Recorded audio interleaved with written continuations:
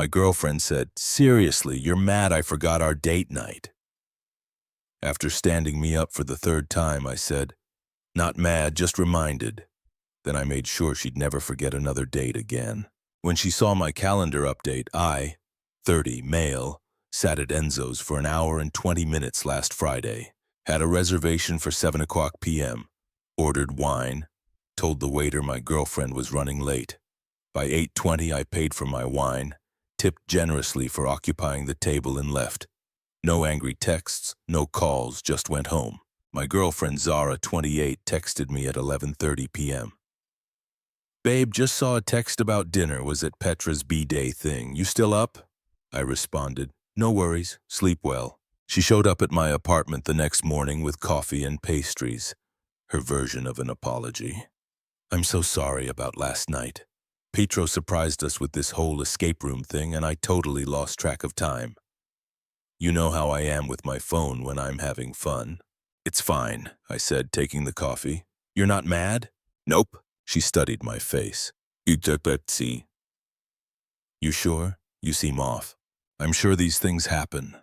"Here's the thing," I continued. "They do happen. Specifically, they'd happened twice before in the past 2 months. Our anniversary dinner."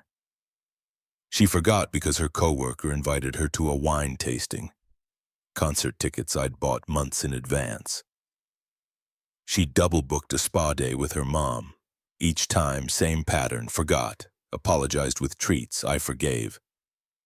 Cycle continued, but this third time hit different.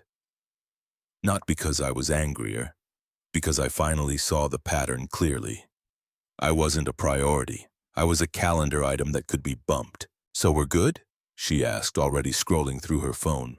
"Yeah, we're good." She smiled, kissed my cheek. "You're the best. Oh, Sienna's having a thing next Friday, but I'll try to keep it short so we can hang after." Next Friday was our standing date night. Had been for over a year.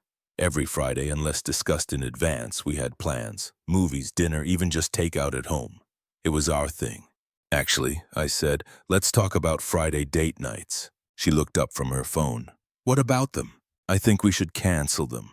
Her face went through several expressions. "Cancel our date nights? Why? They don't seem to be working with your schedule." "Too much pressure trying to remember them every week." "Babe," I said, "I was sorry. You can't punish me forever for a few mistakes."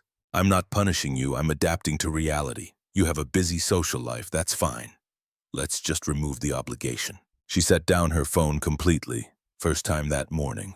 "I don't want to cancel date nights. Sometimes things come up." "Things always come up for you." "That's okay. Some people aren't calendar people. I'm totally a calendar person." "Look," I said. She showed me her phone calendar full of brunches, parties, gym classes, work events, no Friday date nights marked. "Interesting," I said.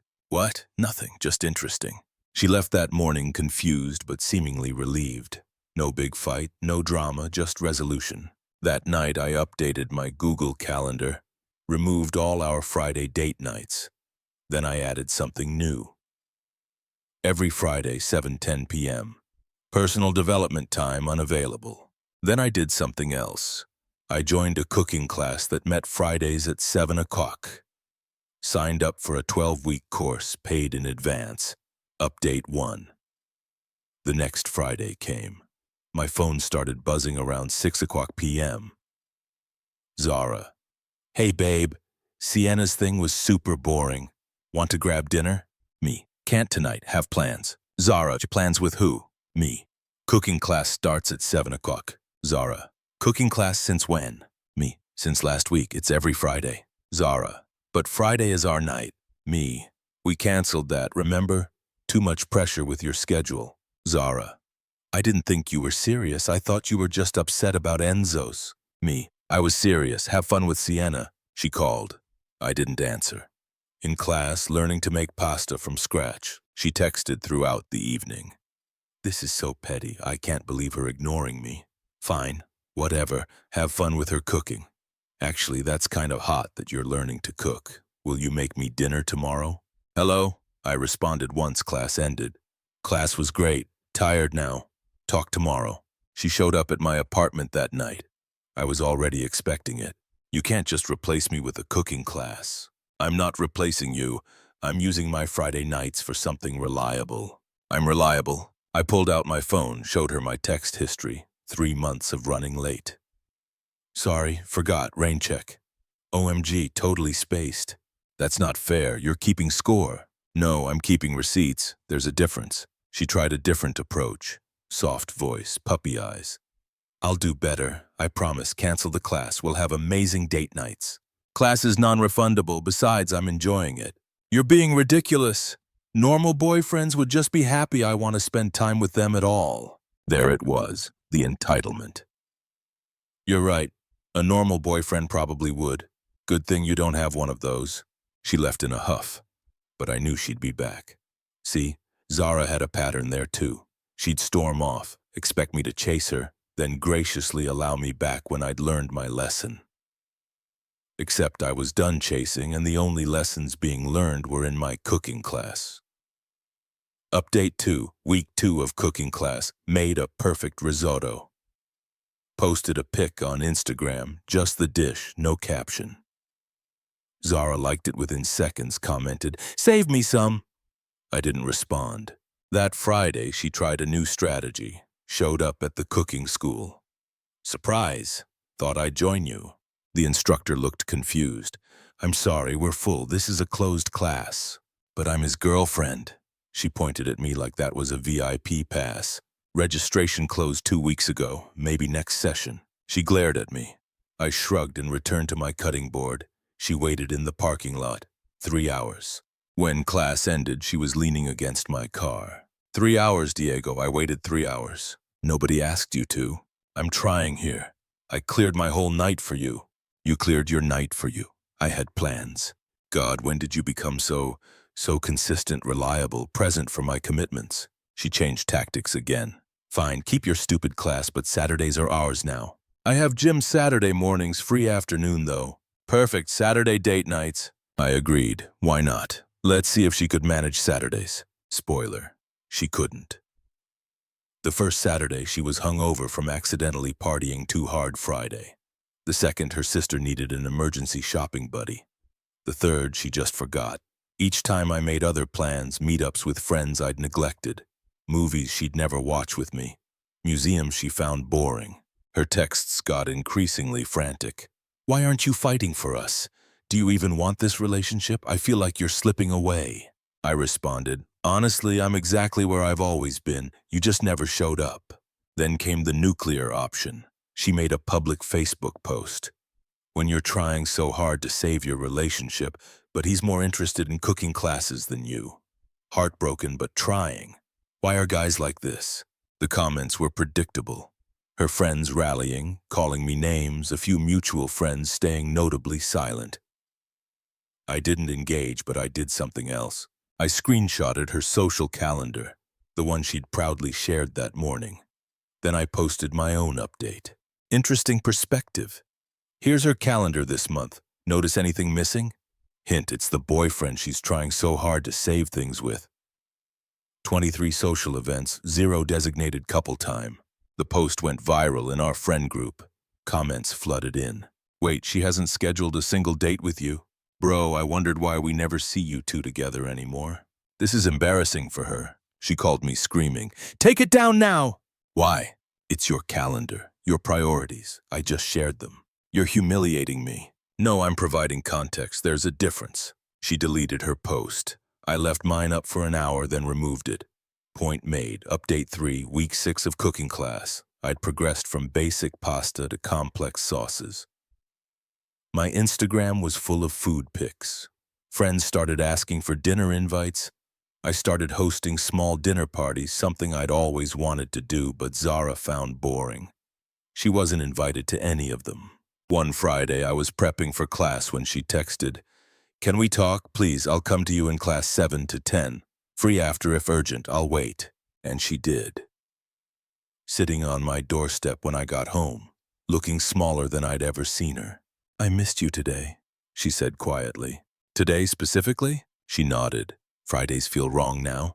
Keep thinking you'll text about dinner plans." I know I messed up. I didn't think you'd actually stop trying." Trying what? To make us work. You always tried so hard, made reservations, planned dates, reminded me about things. Yes, I did, and I got used to it, to you always being there waiting. I unlocked my door. Want some tea? She followed me in, looking around like she'd never seen my place. You redecorated things.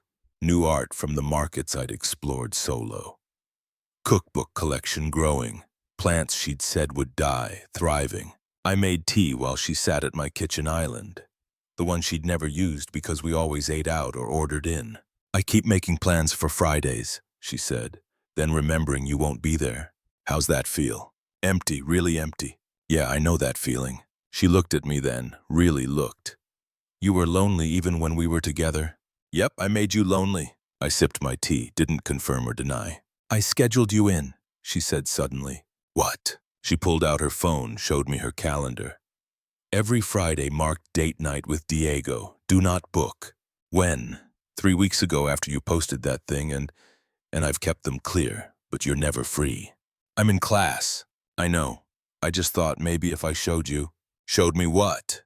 That you can use a calendar. I knew you could. You scheduled 23 other things that month. She flinched. I prioritized wrong. You prioritized exactly what mattered to you, and that's fine. But I decided to do the same. So what now? We just exist separately? I don't know, Zara. What do you want? She was quiet for a long time. I want Fridays back. I want to matter enough that you'll skip class for me. I mattered enough to skip 23 events. Silence. I won't skip commitments I've made, I continued.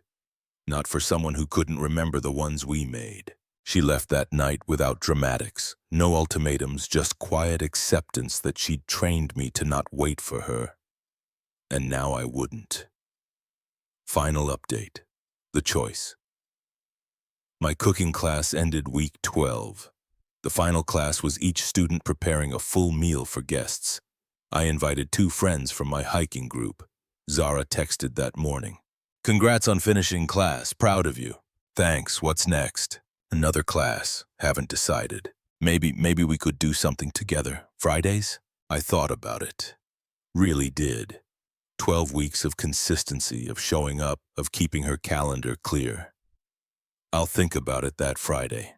First one without class. I kept my evening free. Partly to see what I'd do with it. Partly curious if she'd remember. At 5:00 p.m., she texted, "Hey, still thinking? I kept tonight open just in case. What did you have in mind? Anything you want? Your choice? How about you plan something?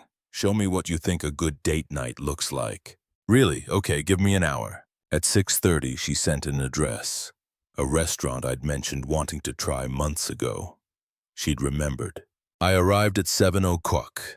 She was already there early with a book I'd recommended reading at the table. "You're here," I said 15 minutes early. "Wanted to make sure we got our table. Dinner was nice." She put her phone away, actually listened when I talked about class, asked questions about what I'd learned. "So," she said over dessert, "what now? Now we see if this was a one-time performance or an actual change." "Fair. What are your terms?" "No terms, just consistency. Show up when you say you will. Value our time like you value brunch with the girls." "I can do that. We'll see." She did it for 3 weeks, then slipped. A friend's pre-birth dinner she couldn't miss. But this time she texted by Wednesday. "I know Friday is ours, but Lena's doing this thing. Can we do Thursday instead?" Progress, we're not back together, not really, we're figuring it out. She schedules me in now properly, like her other commitments. I don't wait around when she slips up. The cooking class led to a monthly supper club with friends. She comes sometimes when she remembers, when she prioritizes it. The difference is now, when she doesn't show, I still eat. Turned out I never needed her to remember date night. I needed to remember I was worth showing up for, with or without her. She learned her lesson not through punishment or revenge, but through experiencing exactly what she'd put me through. Looking forward to something with someone who wasn't there. And me, I learned to make a killer risotto. And that sometimes the best response to being forgotten is to become unforgettable. Not to them, but to yourself. Edit. Since people keep asking, yes, we're still figuring it out. 6 months later, she's better about showing up. About 80% success rate. I've maintained my boundaries. We don't live together and I keep my own schedule full. It's not the relationship I originally wanted, but it's the one that actually works. Sometimes people can change. People can change, but only when they realize what they've lost. And sometimes what they've lost is the person who'd always wait for them.